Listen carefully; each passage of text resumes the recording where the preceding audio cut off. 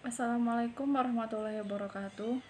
Baiklah, kami dari kelompok 9 akan mempresentasikan materi kami tentang persepsi sosial. Yang pertama itu pengertian persepsi sosial.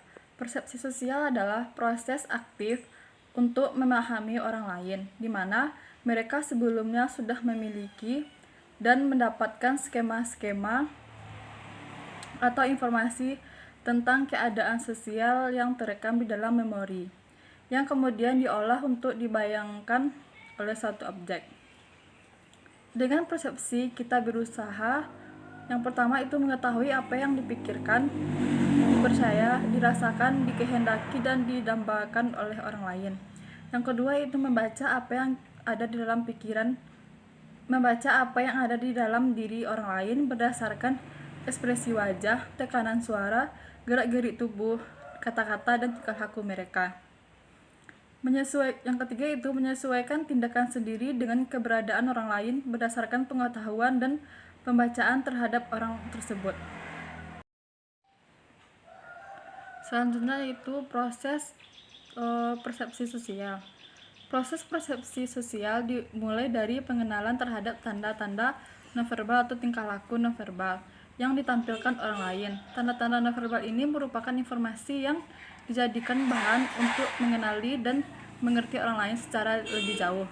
Dari informasi-informasi nonverbal kita membuat penyimpulan tentang apa yang kira-kira yang sedang dipikirkan dan dirasakan orang lain. Selanjutnya yaitu tingkah laku dan komunikasi nonverbal. Persepsi sosial terjadi ketika kita menangkap stimulus sosial, baik melalui penginderaan maupun komunikasi nonverbal, ekspresi wajah, kontak mata, postur tubuh, gerakan, atau sentuhan.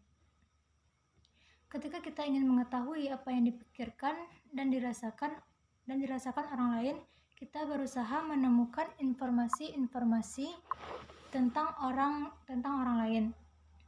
Bisa saja kita bertanya kepada orang lain tentang apa yang dipikirkan dan dirasakannya.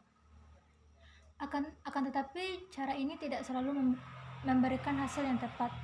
Orang bisa saja mengatakan sesuatu yang berbeda, bahkan bertentangan dari yang dialaminya.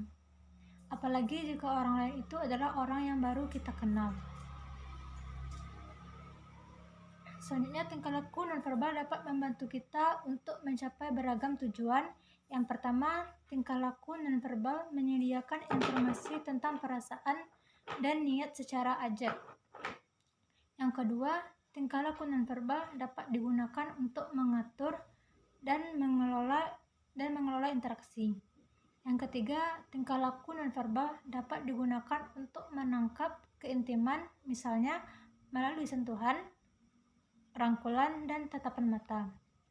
Yang keempat, tingkah laku nonverbal dapat digunakan untuk menegakkan dominasi atau kendali seperti kita kenal dalam ancaman nonverbal seperti mata melotot, rahang yang dikatupkan, dan gerakan-gerakan yang diasosiasikan sebagai tindakan agresif tertentu. Yang kelima, tingkah laku nonverbal dapat digunakan untuk memfasilitasi pencapaian tujuan dengan menunjuk, memberi tanda pujian dengan mengangkat jempol, dan menampilkan senyuman sebagai tanda memberi dukungan positif. Sekian dari saya. Wassalamualaikum warahmatullahi wabarakatuh.